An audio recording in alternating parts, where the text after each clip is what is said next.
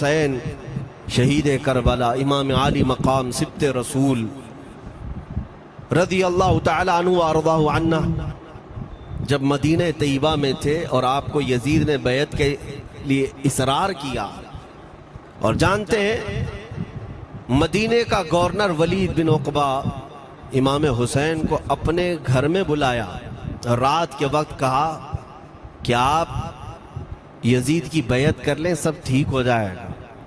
آپ نے ایک تاریخی جملہ فرمایا تھا، آج وہ سب مسلمانوں کو یاد ہونی چاہیے۔ امام حسین نے یہ نہیں کہا میں حسین رسول اللہ کا نواسا یزید کی بیعت کروں گا فاسق و فاجر کی، یہ نہیں کہا آپ نے۔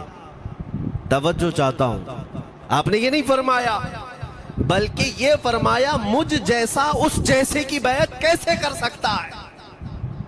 یہ قیامت تک آنے والوں کے لیے میسج ہے، حسین جیسا کبھی بھی یزید جیسے کی بیعت نہیں کر سکتا، اور نہ ہی ویسوں کی طاقت کو وہ مان سکتا ہے۔ اور الحمدللہ ہماری ماؤں نے بچپن سے ہمیں حسین کو ہی سنایا ہے، یزید کو نہیں۔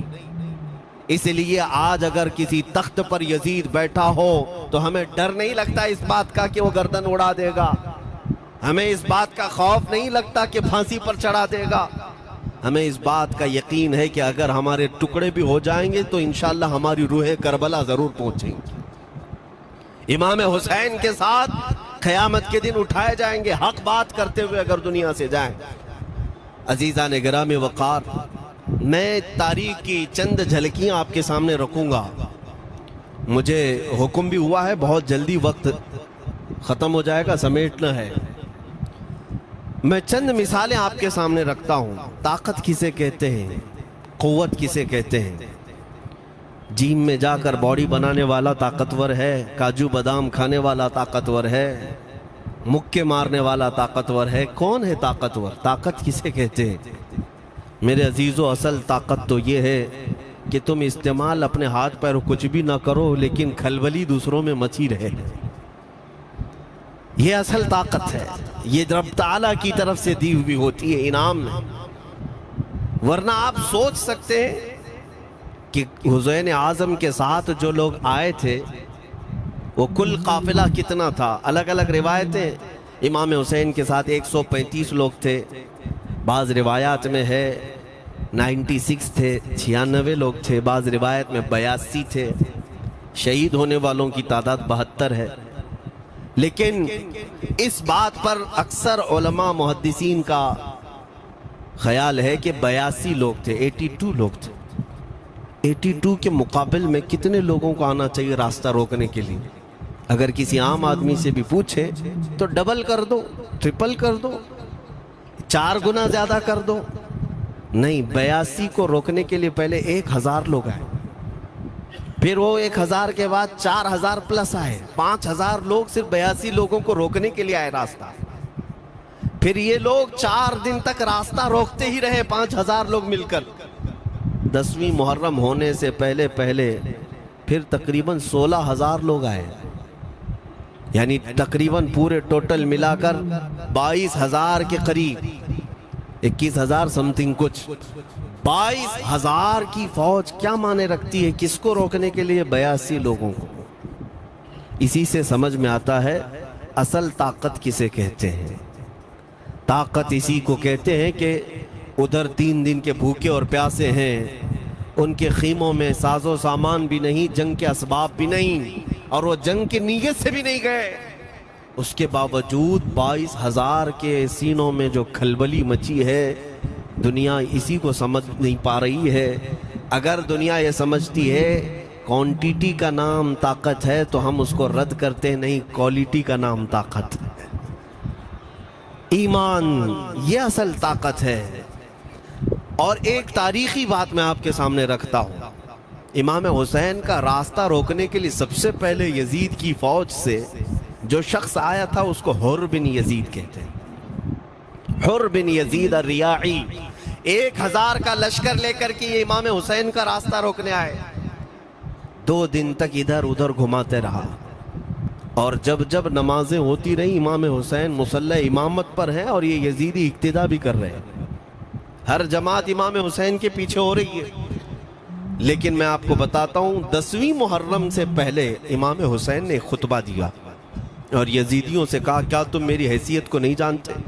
میں فاطمہ زہرا کا بیٹا ہوں، حیدر کرار کا نور نظر ہوں، رسول اللہ کا نواسہ ہوں، میری نسبتیں کیا تمہیں نہیں معلوم؟ تم میرے خون سے اپنے ہاتھوں کو نہ رنگو، میں تمہارے پاس آپشن رکھتا ہوں، میں اس راستے سے اپنے واپس مدینے کی طرف جاتا ہوں یا کسی ساحل کی طرف یا دمشق جاؤں گا، جنگ کرنا نہیں چاہتا تم سے۔ یہ 3 آپشن جب امام حسین نے رکھا تو یزیدیوں نے ایک کو بھی قبول نہیں کیا، وہ جنگ کرنا ہی چاہتے تھے، امام حسین کے خون کے ساتھ کھیلنا ہی چاہتے تھے۔ لیکن جو حر بن یزید ہے، توجہ چاہتا ہوں، جو خود امام حسین کا راستہ روکنے کے لیے آیا، اس کے دل میں یہ بات آئی اور اس نے آ کر کے 10ویں محرم کو یزیدیوں سے کہا میاں مان لو حسین کی بات، 3 میں سے کوئی ایک بات مان لو، ہم جنگ نہیں کرنا چاہتے، وہ رسول اللہ کے بیٹے ہی تو ہیں۔ تو سارے جو سپہ سالار بڑے بڑے تھے، عمرو بن سعد، شمر وغیرہ، حر بن یزید سے کہنے لگے تجھے کون کہتا ہے فیصلہ کرنے کے لیے؟ تو سپاہی ہے، 1000 کی نفری تیرے ساتھ دی گئی ہے، بس اگر تجھے ہمارے ساتھ رہنا ہے تو میدان میں جمع رہ، ورنہ چلا جا، تو صلح کی باتیں مت کر۔ حر بن یزید اسی دن 10ویں محرم کو ان یزیدیوں سے کہتا اچھا اگر تم میرے اس بات کو نہیں مانتے تو تمہاری سپہ سالاری تمہیں مبارک، میں حسین کے خیمے میں جا رہا ہوں۔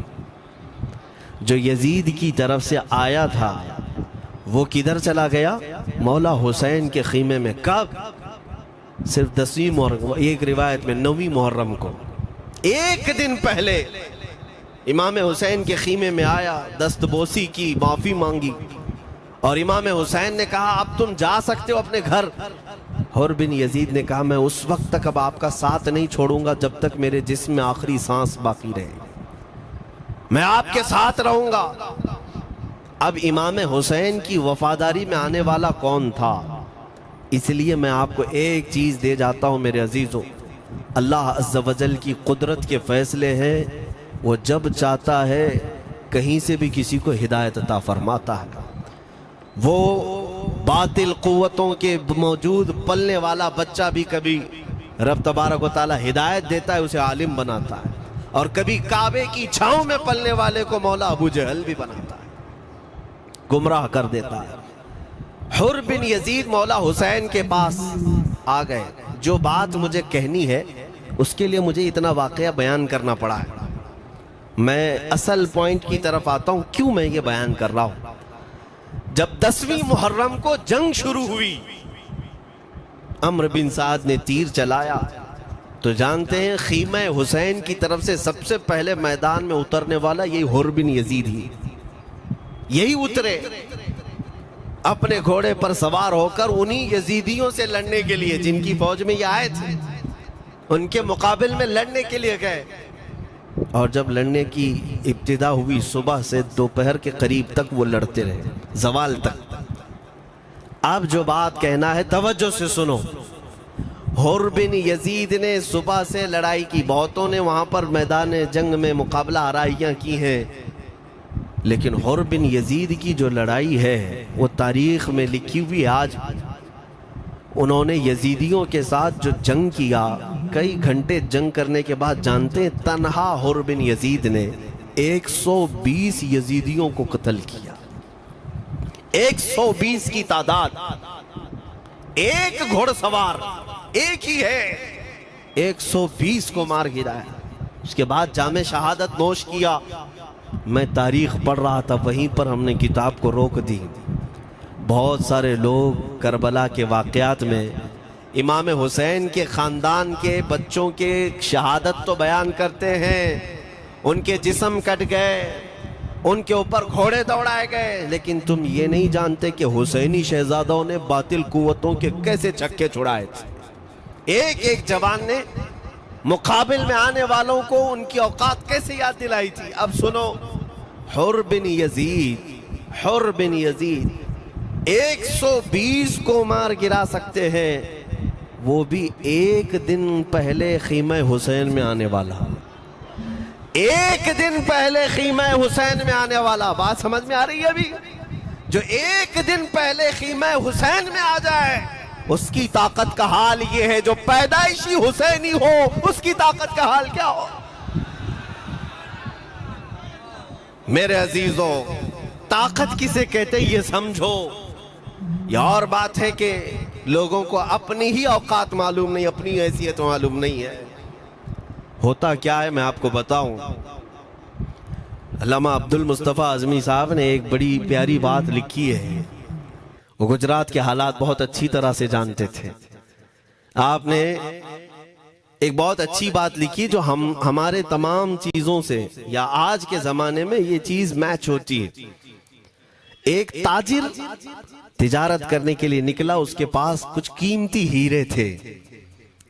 ہیرے تھے اور وہ ہیروں کی تجارت کرتا تھا، اور ایک چور اس کے پیچھے پڑ گیا، اور وہ چور روزانہ وہ چوری کرنے کے چکر میں رہتا تھا کہ جب رات کو یہ تاجر سوئے تو میں یہ ہیرے نکال لوں گا۔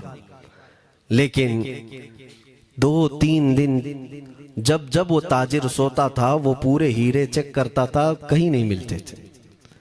تھک گیا چور۔ 3 دن کے بعد اس تاجر کو اس نے پوچھا، چور نے کہا کہ تم ہیرے رکھتے کہاں ہو؟ دن بھر تو تمہارے پاس ہوتے، رات میں کہاں جاتے؟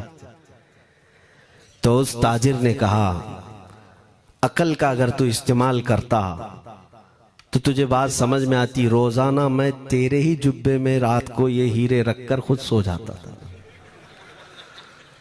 وہ اپنا نہیں تلاش کرتا، اس کا تلاش کرتا، بلا تشبیہ و بلا تمثیل۔ میرے عزیزو، تمہارے پاس جو طاقت ہے تمہیں اس کا اندازہ نہیں۔ تم جو محبت مصطفیٰ صلی اللہ علیہ وسلم کی شمع اپنے سینے میں رکھتے ہو، مولا کریم کا وعدہ ہے تمہارے ساتھ، کانا حقا علینا نصر المؤمنین۔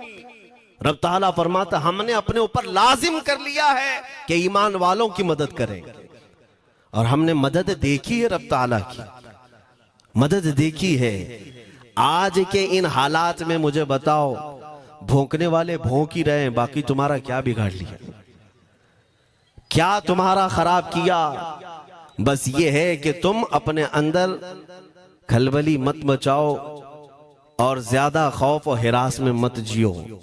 الحمدللہ مسلمان ہیں، مومن ہیں، کسی چور قوم سے تمہارا رشتہ نہیں ہے۔ تم دنیا کی اس عظیم قوم ہو جو صرف اور صرف اپنے رب تعالیٰ کے حضور جھکتی ہے، اور اپنے رب تبارک و تعالیٰ کے حضور ایسے جھکتی ہے۔ میں چیلنج کے ساتھ کہتا ہوں، پوری دنیا میں کوئی کمیونٹی، کوئی قوم ایسی نہیں ہے جو اپنے خدا کو دیکھنے کے بعد ہی جھکتی ہے۔ جس کی بھی جاؤ، ان کے خداؤں کی تصویر وہاں پر سامنے ہوتی تبھی جھکتے ہیں، وہ چاہے عیسائی ہوں، یہودی ہوں، کوئی بھی ہوں، انہوں نے کوئی نہ کوئی یا مورتی بنائی ہے یا تصویر بنائی ہے، تب وہ جھکتے ہیں۔ تنہا تم ایمان والے ہو جو آج تک اپنے خدا کو دیکھا نہیں لیکن ہر دن سجدہ کرتے ہو۔